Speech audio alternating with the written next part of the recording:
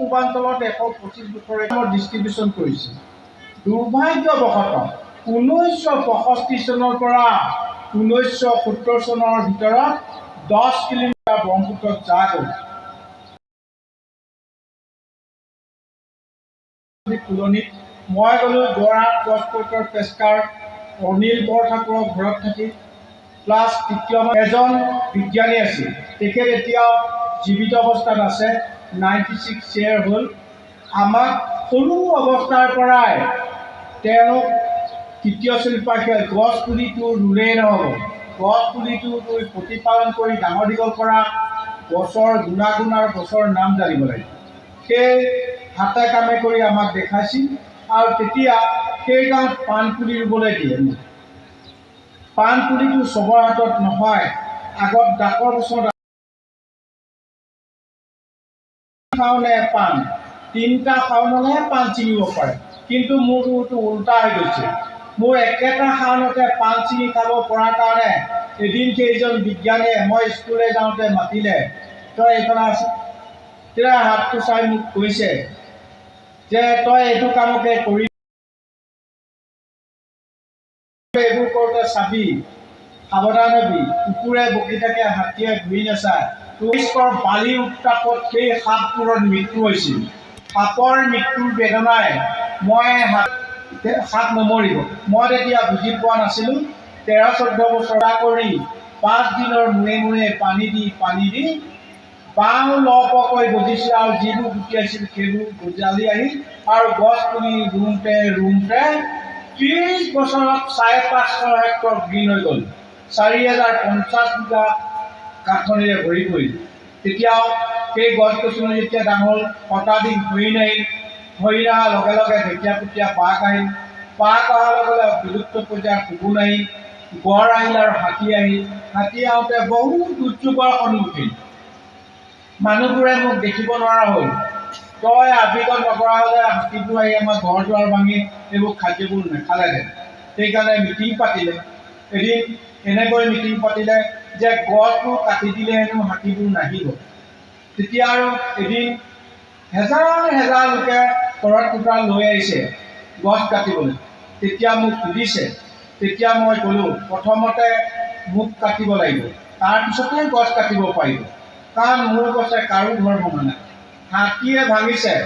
হাতীৰ কাৰণে আপোনালোকৰ ফৰেষ্ট ডিপাৰ্টমেণ্ট আছে, MLA আছে, MP আছে, চিফ মিনিষ্টাৰ আছে, ভাৰতৰ প্ৰধানমন্ত্ৰী আছে। তেওঁলোকৰ লগত যোগাযোগ কৰক, গছ কাটিব নোৱাৰিব। মোৰ কথা শুনি তেওঁলোক গুচি গৈছিল।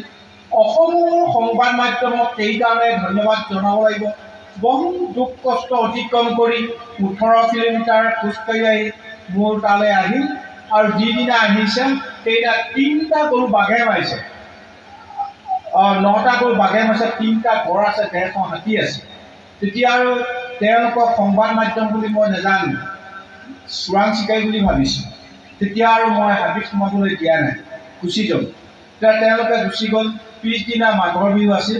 মাঘৰ দিনাখন আহি মোক এখন ফুলাম গামোচা, এখন চেলেঞ্জ চাদৰ 500 টকা প্ৰমাণ পত্ৰ এটা দি কৈছে, আপুনি বহুত ভাল কাম কৰি আছে, আপোনাৰ লগত আমিবোৰ আছোঁ, গতিকে আপোনাৰ কামটো আপুনি কৰি গৈ থাকক। তেতিয়া আৰু শদিয়াৰ পৰা ধুবুৰীলৈ ফৰেষ্ট ডিপাৰ্টমেণ্টৰ লগত তেওঁলোকে আলোচনা কৰিলে। ফৰেষ্ট ডিপাৰ্টমেণ্টে ঘোষণা কৰিলে তেওঁ অকলে বহা হাবি, এইটো আমাৰ ৰেভিনিউত নাই।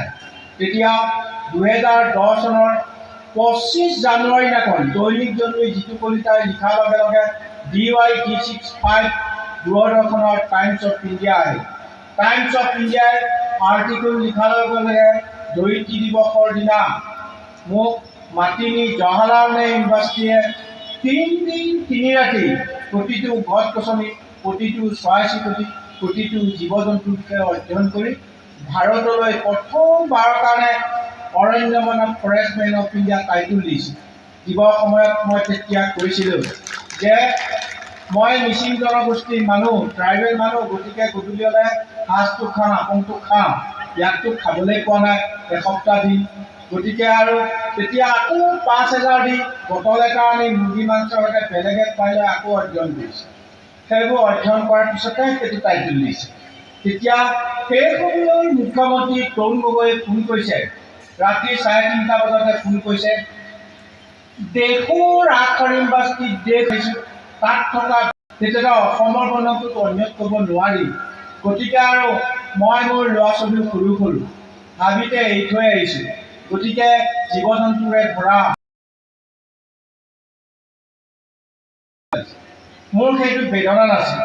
মোৰ বেদনা আছিল অসমত 3খনকৈ ইউনিভাৰ্চিটি আছে, নিচেই কাষতে টুকুলাই চাহ গৱেষণা কেন্দ্ৰ আছে, নিচেই কাষতে ৰিচাৰ্চ লেবৰেটৰী আছে, নিচেই কাষতে কৃষি বিশ্ববিদ্যালয় থাকোঁতে মোক সেই হাবিৰ মাজৰ পৰা মাতি নি জৱাহৰলাল নেহৰু ইউনিভাৰ্চিটিয়ে সন্মানটো দিয়া ভাবিছোঁ।